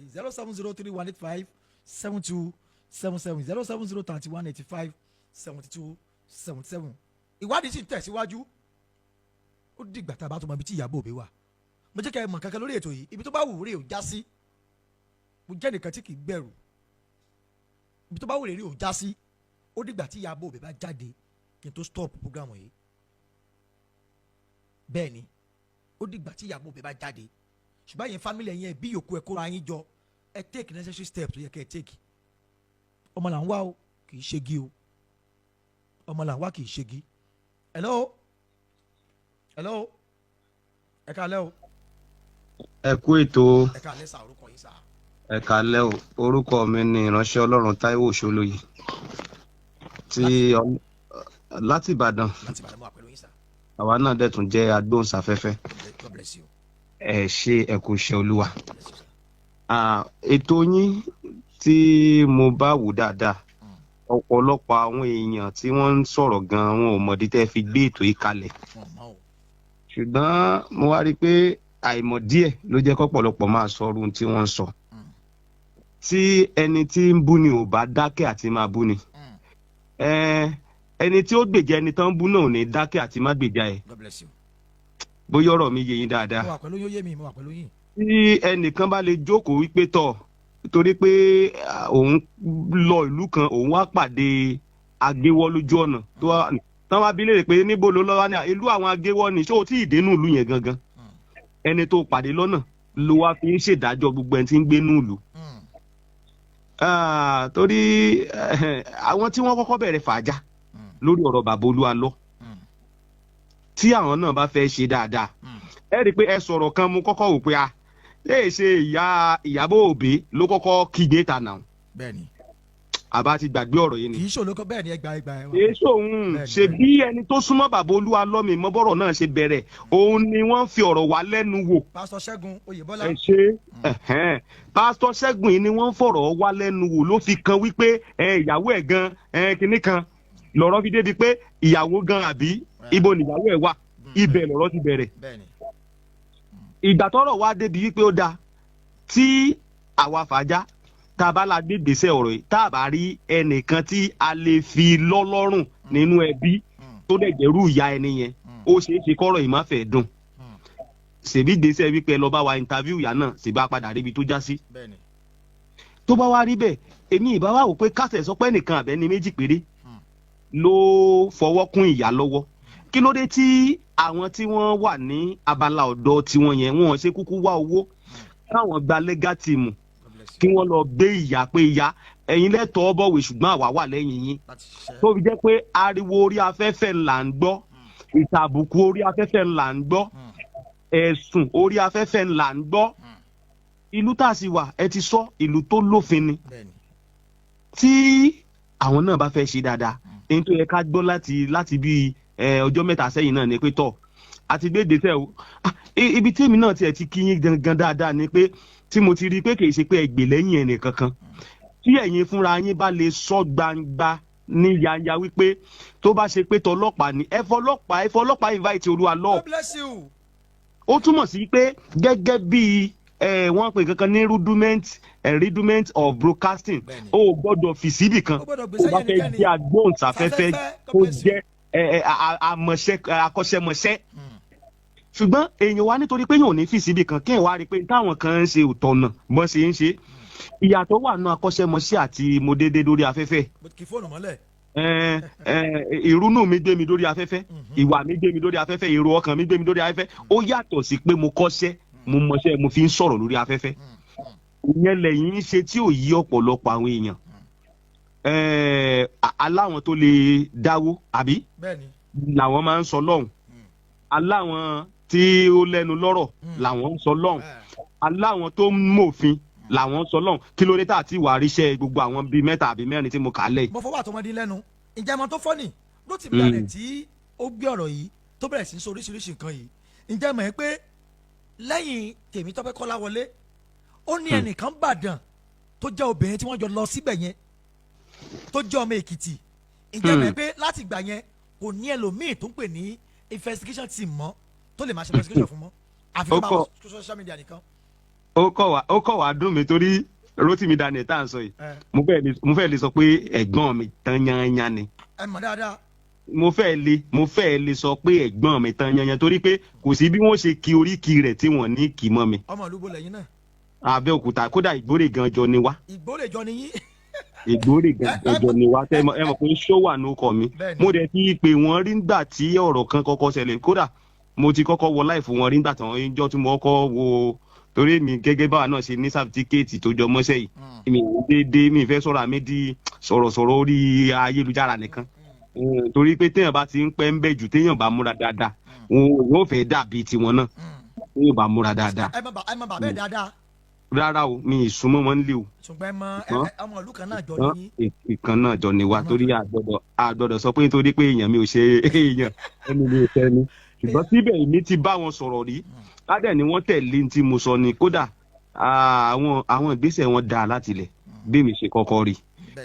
èrò wọn dáa láti ilẹ̀ bí mo ṣe rí torí lóòótọ́ ni kàńdá pọ̀ ẹ̀yin náà ti sọ lórí ètò yìí inú mi dùn gan torí ètò yìí náà èmi náà ti ń farabalẹ̀ torí kí n tó lè dá sí nǹkan màá ti fara mi balẹ̀ dáadáa láti mọ̀ nípa ẹ̀ kódà àgbà tí mo ṣe interview yẹn kò séebú tí àwọn èèyàn ò bú mi tán síbẹ̀ kódà wọ́n tún padà yìn mí gan lórí Fàájà lọ́jọ́ yẹn níjọ́ tí mo wọ láì fún wọn kódà mo ní screenshot ẹ̀ lọ́wọ́ torí kò sí ọ̀rọ̀ burúkú tí mi ìtàn sọ sí mi lọ́jọ́ yẹn ṣùgbọ́n nígbà mo mọ̀ pọ̀wọ́ mi mọ́. àwọn ló nìyẹn èpè wọn gbé ń ṣépè. nígbà mo mọ̀ pọ̀wọ́ mi mọ́ mo dúró tì wọ́n. ẹnìkan ni wọ́n sì pè mí ń jẹta aláàgó kan ó wá bẹ̀rẹ̀ sí omi sẹ́rẹ́ omi gbogbo ẹ̀ omi oríṣiríṣi nǹkan kò sí ti sọ bíríbí lójú rí àwọn òwe nù kiri. àwọn kankan wà tó dùn mí gan torí pé ọ ní ọmọ ẹni ìbájọ ní àbájọ bọ̀dá mi ò bá gbọ́rọ̀ ẹnu mi nínú mi ìbá dẹ́dùn torí pé ẹ̀yin ń sọ wípé Kristi kò sí Jésù olódùmarè àbẹ́lẹ́dùmarè lé ló wà ẹ̀dẹ̀ ń bú àwọn tó ń sin Jésù pé wọn ò rí nǹkan fi Jésù wọn tún orílẹ̀-èdè Nàìjíríà ṣe látijọ́ tẹ̀yìn tí wọ́n ń sọ̀rọ̀ Elédùmarè èmi rò pé ó yẹ ká ti rí yàtọ̀. ó yẹ ká ti rí o. èmi lérò rẹ̀ ní o pé ìgbà táwọn ti ń sọ pé tọ̀ Elédùmarè torí ijọ́ tí mo ti ẹ̀kọ́ débẹ̀ tí wọ́n kọ́ ń sọ̀rọ̀ èmi rò pé àwọn oníwà bàjẹ́ nìkan la fẹ́ àṣebí kódà mo fi ti ọ̀gá wa tó wà nílẹ̀ Ìbàdàn tí gbogbo àwọn èèyàn sì mọ̀ káàkiri àgbáyé mo fi tí wọ́n ṣàpẹẹrẹ Oríyọmí Hamzat mo fi èmi ti ṣètò mo ti ṣiṣẹ́ lábẹ́ wọn kí n tó lọ nú iṣẹ́ ìrànṣẹ́ dáadáa mo lè sọ pé nú àwọn tí mo sọ fún pé Olúwa pè mí tó ní kò sí wàhálà tó bá débẹ̀ ní máa lọ Oríyọmí wà nú wọn bẹ́ẹ̀ ni so mo fi tí wọ́n ṣe kíni àkàwé tẹ́ ẹ bá dẹ̀ lè mú kíní tó bá lè jẹ́ pé ẹ̀yin ò kọ́ṣẹ́ ṣùgbọ́n inú wa ò bá dùn ṣùgbọ́n tẹ́ ẹ bá ti dórí ètò yìí pé ẹ bá ti dórí ètò yìí bú wọ́n tún wá ṣe nǹkan kan oh God ó dùn mí gan ká sọ pé mo jẹ́ ká láwọn tó wà ní fàájà gan ká láwọn gan jẹ́ tó ní làákàyè dáadáa àwọn gangan wọ́n tún ṣépè fáwọn tó tún wà nínú fàájà movement yẹn náà. àná máa ń sọ pé gbogbo ẹ̀yin tẹ́ wà ń bí èpè ní èpè lójoojúmọ́ ni. ẹ jọ̀ọ́ kí wá ibo là ń bọ̀rọ̀ lọ gan bó o la ṣe fẹ́ rí ojútùú gan nígbà tí a bá fẹ́ wádìí ọ̀rọ̀ tó jẹ́ pé ọ̀rọ̀ àlùfàǹsá ọ̀rọ̀ ìtàbùkù ọ̀rọ̀ ẹ̀tẹ́ ọ̀rọ̀ ìpè ó ti pọ̀ ju tá a fẹ́ yanjú lọ kó lè lójútùú yóò túbọ̀ máa fẹ́ dàrú sí ni. ọ̀dà yín a máa ṣe pé. ní ilé kọ́ torí àti ilé kọ́. elépè bọ̀dà yín. tẹ́ẹ̀dẹ̀ wá ríbi tí mo wá fẹ́ràn ó dẹ̀ máa ń dùn mí gan torí mo fẹ́ràn wọn. níjọ́ tá a dẹ̀ jọ sọ̀rọ̀ kódà yẹn dáadáa dẹ̀ ni wọ́n ní parọ́ níjọ́ tá a jọ sọ̀rọ̀ o wọ́n bá sọ pé àbí ṣé ká sọ pé 19 ló jẹ́ kán dá mi lóhùn dáadáa ni torí wọ́n pọ́n mi lé wọ́n pọ́n lọ́wọ́ lára mi. ẹmọ tó ń dùn mí jù láyé tí ló ti mú dáná ẹ̀sẹ̀ ń sọ̀rọ̀ sí àwọn Christian yẹn nǹkan kan ṣẹlẹ̀ ní Ẹdẹ ní gẹ̀ta báyìí bàbá ìmáàmù tó bá ọmọ ọdún 9 sùn ǹjẹ́ mọ̀ pé ló ti mú dáná ò gbèdè sí i. bóyá wọn ò gbọ́ ni o. ọgbọ́n kò ní gbọ́ kẹ́ ẹ̀ kò gbọ́ kí ni. ó ṣeé ṣe ṣe mọ̀ pé ọ̀pọ̀lọpọ̀ nǹkan tó rí social media náà ló ti ń rí gbogbo ẹ̀ náà. ẹ jẹ́ wá sọ àṣírí kan fún yín ọ̀pọ̀lọpọ̀ nǹkan tẹ́ ẹ rí tán sọ yẹn àwọn ènìyàn ni wọ́n ń sọ fún wọn o tẹ́ bá ṣàkíyèsí bàbá tẹ́ bá ṣàkíyèsí ẹ rí wípé ní àsìkò tí ètò bá ń lọ lọ́wọ́ èmi gan nísìnyí mo kàn lè déédéé pé kí n hide identity mi kí n sọ pé ẹnìkan wà vice presenter ní Ilé Ifẹ̀ ló wà ẹ ṣúọ ìbéèrè Rótìmí nìyẹn o ẹ ṣúọ àkí ló wá ṣẹlẹ̀ ìgbà tí mo wà lọ́mọ ọdún 6 ó ti gba owó lọ́wọ́ mi rí gbogbo ayé wá gbọ́ o kò ní sí ìwádìí lórí ẹ̀ pé táwa gẹ́gẹ́ ni vice presenter yìí. ó ti gbà bẹ́ẹ̀ tiẹ̀ nìyẹn ó bẹ̀rẹ̀ àṣẹ. ibi tọ́rọ̀ yìí kù sí nìyẹn tó túmọ̀ sí pé gbogbo information yìí gan kò rí tìbí kan ṣẹlẹ̀ sí bàbá mi kan tó wà ní Ṣàgám níjọ́ tí mo gbọ́ ọ̀rọ̀ yẹn ẹni tí bàbá yẹn mú mọ́ra wípé bóyá torí ẹ̀ téèyàn bá wá sọ́dọ̀ mi tó bá lólúwa pé òun máa ní wo tètè bá tiẹ̀ lọ wájú mi tiẹ̀ fẹ́ gbọ́ torí pé àbọ̀rọ̀ dà wọ́n mọ́ra sọ pé ókè o fẹ́ tọ́ wọn sọ́nà nígbà tó náà bá tójú bọ́ tán sí ọ̀tọ̀ ni tí ó máa sọ. God bless you. in tí ò rí in tí ò tiẹ̀ jọra ó lè máa hún jọ ẹnìyẹn kọ̀ déédéé pè lórí program ọ̀rọ̀ àwọn pásítọ̀ yẹn olórí burúkú gbogbo wọn oníkìní kan ní gbogbo ọmọ wọn ní ó ṣoríire gbogbo ọmọ wọn ní ó yè lójú wọn ìkan gan wà tẹ́yẹ pé mo lọ ọ̀dọ̀ ẹ̀ ní mo travel dé mo ṣe ti travel dé báyìí mo bá sọ wípé ọ̀nà mi mo fẹ́ kó là lọ́ bá sọ pé Olúwa ló pè mí kémi bẹ̀rẹ̀ sí ní ṣiṣẹ́ ìránṣẹ́ pẹ̀lú wọn ó gba kinní kan lọ́wọ́ ẹnìkan ó lo èédú ni ó dẹ̀ ti dìròyìn lẹ́sẹ̀kẹsẹ̀. ó ti gbà fáàmì ẹ̀ nìyẹn. ó dẹ̀ wá ó ń run mí nú pé ẹjọ́ ibo là ń bá a lọ. tó bá kúkú jẹ́ pé ìbanilórúkọ jẹ́ gan fà á banilórúkọ jẹ́ kó kúkú jẹ́ fà á banilórúkọ jẹ́ ó má jẹ́ fà á já ó jẹ́ fà á banilórúkọ jẹ́ ká kúkú mọ̀ pé tọ̀ ìjọba náà tó bá ti ń gbà tẹ́tẹ́ tí kò tẹ̀ tí regulation gan lórí TikTok àti gbogbo ẹ̀ mọ́ra wọn. ṣùgbọ́n gbogbo àwọn tó wà pẹ̀lú yín nǹkan yẹn kan tí mo kàn fẹ́ kàn mọ̀ ní pé tá a bá bí n tí mo máa ń sọ fáwọn tó wà ní ọ̀dọ̀ mi táwọn kan bá ń hùwà bàjẹ́ tó bá ń sọ wípé o ò lè sọ̀rọ̀ ó túmọ̀ sí pé ìwọ náà ti fọwọ́ sí bẹ́ẹ̀ni tó o bá ti sọ̀rọ̀ ìwọ ti mọ̀ pé nǹkan tán ṣe ò dáa ó sì wà ní ipò àti sọ̀rọ̀ ó sì mọ̀ọ́mọ̀ sọ̀rọ̀ ó ti fọwọ́ sí nǹkan ṣe tí ò dáa ṣùgbọ́n tó o bá di pé nǹkan ṣe ò dáa tó dẹ̀ wà ní ipò àti sọ̀rọ̀ irú èmi ń sìn tó jẹ́ ń lé so ilé ìjáde ni pé mo ti pẹ́ ń tọrọ kan fúnra mi bí mi tiẹ̀ bọ́ sórí afẹ́fẹ́ kí n máa sọ pé ládájá Rótìmí Daniel Bobby o wá ń bí ìwọ lọ́dọ̀ kan èyí tí mo lè justify pé yes mo ti pè é gẹ́gẹ́ bí èèyàn mi mo sì ti bá wọn sọ̀tọ̀ ẹ dẹ̀ mọ̀ pé ẹ̀yin àgbàlagbà náà sọ pé tẹ bá sọ pé ọmọ má pa mí ó ní tó bá ti di pé ọmọ má para rẹ tọ́ ó ti di pé òbí ó sọ pé tọ́ ó kù sọ́wọ́ Ọlọ́run Ọlọ́run ní jó bàjẹ́ ní tí mo fẹ́ kó yé gbogbo àwọn tó ń gbọ́ ètò yín ni pé a lè máa wòran kí wúrà ọwọ́ wa kan fi sọ́run ajá. I love that language. a lè máa wòran. a lè máa wòran kí wúrà ọwọ́ tiwa kan sì fi sọ́run ajá. ọ̀rọ̀ ńlá rèé o ọ̀rọ̀ ńlá ni o. kò ṣeé ṣe tí gbogbo wa náà bá wá lè bóde sórí ìkànnì afẹ́fẹ́ tá a bá wá ríru yín tí ẹ pé yes a rí gẹ́gẹ́ bí ẹni tó ṣíwájú lórí afẹ́fẹ́ ọ̀rọ̀ ìmọ̀ràn àdúrà náà ni ká máa fi tì inú mi dẹ̀dùn fún ìgboyà tẹ́ni. mo kàn tí ẹ máa sọ ṣé rí mo máa sọ fáwọn èèyàn pé ó ti sọ kíní kan rí ẹni last week ìyájọ Tuesday ó ní ẹ kò sẹ́ni tó fèsì un pé ọ̀sẹ̀ méjì kò ní wá mọ́ mo jẹ́ kó yé pé ṣé kò mẹ́tò ṣé kò mọ ibi méjèèjì tí mo gbà kọjá Awíkókó Àkàndá ọ̀rọ̀ Adéoyè Àbẹ̀fẹ́ gbogbo ẹ̀mí ìgboyà ń bẹ̀ mo wá lọ gba ẹ̀mí wòlíì lọ́wọ́ wòlíì Ṣèyí Àjàyí mo wá kó méjèèjì ìgboyà àti ẹ̀mí wòlíì méjèèjì wọ́n gba front ṣé kò mọ̀ ni. kò sẹ́ni tí wọ́n pè é ta ẹ rí i pé òun náà máa sọ pé àwọn wòlíì náà máa fòun lọ́jọ́ òun náà wá mú nínú táwọn tọ́jọ́ ń fà náà tọ́jọ́ ṣe òun náà wá wò pé jẹ́ máa ló padà fún wọn. Ọlọ́run níjó bàjẹ́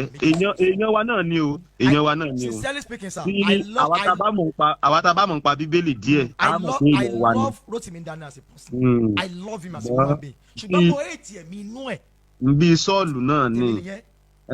Ọlọ́run padà bá wa sọ Sọ́ọ̀lù wọn di Pọ́ọ̀lù agbára Ọlọ́run. ṣẹ̀dẹ̀ wá rí náà torí mo sọ ọ̀rọ̀ kan mi ní parọ́ ẹ má jẹ́ tàn yín iṣẹ́ ńlá Rótìmí Daniel ká sọ wípé wọ́n gbé lọ́nà tó dáa ni kódà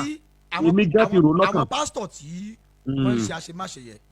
ìyá kan pè mí níjẹta mo wá sọ fún ìyá yẹn mo ní pásítọ̀ wòlíì apostol olùṣọ́ àgùntàn oyè ni mo ní ara ẹni tí kò ní church tó yẹ pé ní environment yẹ iṣẹ́ ẹ̀ jọ ti Kristi. bẹ́ẹ̀ni. now ẹ bá wò wọ́n gẹ́gẹ́ bíi pé èèyàn ni wọ́n èèyàn dẹ̀ lè sì wà wù ẹ má wàá já sọ pé ẹ sọ kíní kan lẹ́ẹ̀kan èmi náà sọ lórí ètò mo ní ẹni tó lọ ìlú kan tó rí afọ́jú ń bẹ̀ tó wá ní gbogbo àwọn tó wà ń bí afọ́jú ni wọ́n ẹni tó fẹ́ bájà ní kó dojú kọ má ní gbogbo àwọn wòlíì ọmọ mi náà wòlíì ní kẹ́lẹ́ sọ pé ọmọ mi ń gbé. kódà mo ti ní lọ́kàn gbà yẹn pé bó ṣe kí n fi fara mi lẹ̀ torí irun tán ṣe yẹn nígbà kan rí ó wà lọ́kàn mi pé kémi náà dé ètò kan kalẹ̀ tá a ní agbẹjọ́rò àti ibi tá a ti máa dá sí àwọn tí nǹkan bá ń ṣẹlẹ̀ pàápàá jùlọ nípa àwọn ìránṣẹ́ Ọlọ́run sáwọn ènìyàn. èmi gan ti rò so ìgbà tí mo wá rí tán bẹ̀rẹ̀ kínní ó ti wà lọ́kàn mi pé dàtàn ń dámọ̀ràn pé àwọn lọ ra rédíò program wà ó pé kẹ́ ẹ tó lọ ra rédíò program sẹ́nìkan ó fẹ́ kẹ́ ẹ bà rédíò station tòun jẹ́ gbọ́dọ̀ inú àwa tá a jẹ́ agbóhùnsáfẹ́fẹ́ tá a dẹ̀ ní àwọn ìwé ẹ̀rí tó lè jẹ́ kán sọ pé tọ̀ owó yín dà àyàndá pátápátá ni kì í ṣe pàtó yànyàn tí yín gan ká máa ṣe ẹnu yín mo ti rò pé màá fara mi lẹ̀ pé tọ̀ ara ṣe Olúwa ṣùgbọ́n nígbà tí mo wá rí pé abala ibi tán tún mọ̀rọ̀ ọ̀lọ́ yìí kò mà tó fẹ́ yé mi mo dà pé eléyìí ti kọjá afẹ́fọ̀ ìlú mọ́ nìkan afẹ́fẹ́ ìlú mọ́ ṣùgbọ́n afẹ́ bá yí àwọn èèyàn jẹ́ kò dẹ̀ lè ṣiṣẹ́ kò lè ṣiṣẹ́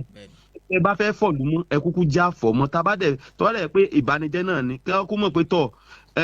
ayé tá a wà lọ́wọ́ o ayé ìbànújẹ́ tó kún fún ìbànújẹ́ ni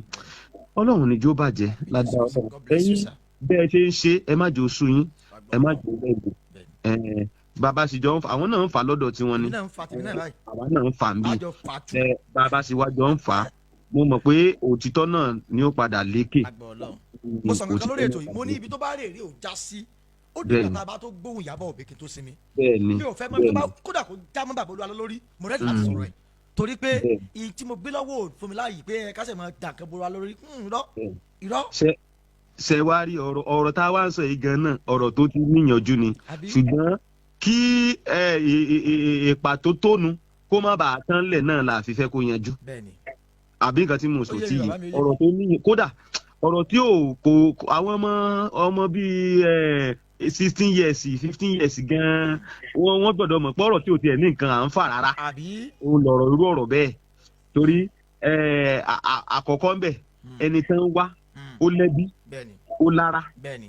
àbí ó ní gbogbo ẹ̀ bẹ́ẹ̀ni ó ní gbogbo ẹ̀ ó ní iye kan kódà ó lórírun ìlú bẹ́ẹ̀ni tó bá yẹ pé lóòótọ́ náà wà òótọ́ náà wà o ṣé èsì balẹ̀ nílùú ibi tí ọmọbìnrin àdìsí ọmọ tó máa sọ pé ògo ìlú nísìnyí ọ̀rọ̀ ẹni tó fẹ́ ògo àgbáyé náà ti dògo àgbáyé bẹ́ẹ̀ni ṣé baálẹ̀ lu wọn ṣé wọ́n máa wo ògo tí ẹ pé wọ́n lè kà pé ìlú bíi báyìí ló ti jáde ọmọ wa. gbogbo àwọn kan tí wọ́n ń sọ yìí wọ́n ní bàbá olúwa ló ti fẹ́ ìyàwó àkọ́kọ́ rí ìyàwó yẹn gbẹ̀kú ni ṣé fámìlì yìí kò ní fámìlì ni. ṣé tiẹ̀ rọ̀rọ̀ ọ̀rọ̀ tí à ń sọ yìí bí ọ̀rọ̀ tẹ́ ẹ sọ gbogbo wa ènìyàn ẹlẹ́ran ara ni wá. mo sọ ọ̀rọ̀ kan fún ẹnìkan láìpẹ́ yìí ok fún àpẹẹrẹ nǹkan kan tiẹ̀ ṣẹlẹ̀ ní kí àtẹ̀mí náà alẹ́ ilé mi àti ìyàwó mi jọ ń sọ ibì kan wà tí mò ń lò tẹ́lẹ̀ ṣùgbọ́n ibẹ̀ wá jìnnà gan sí agbègbè ibi tí mo wà lọ́wọ́lọ́wọ́ wọ́n á wò pé ipá mi ò tí ì ka láti pé kí n jẹ́ dadi jíò lọ́tún bí kí n tó jẹ́ dadi jíò lọ sí ibi jẹ́ kọ́kọ́ mójútó kan náà ó dáa ìránṣẹ́ ọlọ́run kan wá wà tán wá nítọ̀ àwọn náà ṣẹ̀fẹ̀ bẹ̀rẹ̀ ni ǹjẹ́ mo ní yọ̀ǹda abẹ̀ fún wọn mo nítọ̀ iye tí mo àkúáyà abẹ̀rẹ̀ mo fẹ́ fi owó lé kí n tó lè gbé lẹ́fẹ̀ẹ́ tó bá fẹ́ rà òun ni wọ́n ní rárá gbèsè bí ṣojú alájọ fẹ́ fi ṣe ó dà iye tí mo àkúáyà rẹ̀ gangan kódà owó tí mo fi ṣèwé lé lórí gan mo yọ ẹ mú wá kí n gbà pé èmi náà fi ṣe tolúwa ẹni bá san owó yẹn dé ká sọ pé ìlàjì àti díẹ̀ kò san tán láti 2022 January tá a ti jọ wà lẹ́nu ẹ̀ títí di àárọ̀ èké san tán ìdẹ̀ tí ìwà bá mi ìyàwó àdẹ̀ tí ìṣàgírímẹ̀ntì kankan kódà gbogbo owó tí mo ti gbà lọ́wọ́ wọn gan kò ságírímẹ̀ntì kan tájọ ṣe ìyàwó mi wá ń sọ pé ọkàn wọn máa balẹ̀ o tó bá lọ ṣe wípé bóyá ẹni tí ó wulẹ̀ lójú kòkòrò tẹ́lẹ̀